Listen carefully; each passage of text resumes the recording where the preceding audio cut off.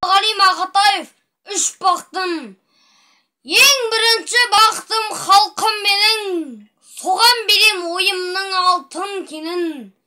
Ол бар болса, мен бармын, қор болмаймын, қымбаттырақ алтыннан нарыққан менің.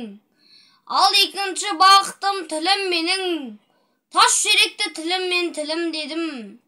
Кейде дүниеден түңілсем де, қасиетті тіліммен түңілмедім. Бақтым бар үшінші отан деген, Құдай деген кім десе отан дерем. Оты сөнген жалғанда жан барсың ба, ойланбай-ақ кел дағы отал менен.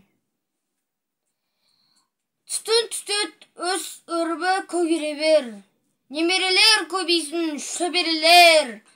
Жадыңда ұста жақсылық күтпейсің, от емес оқ сұрасаң менен егер. Үш бірдей бақтым бар алақанда, мені мұндай бақытты жаратар ма?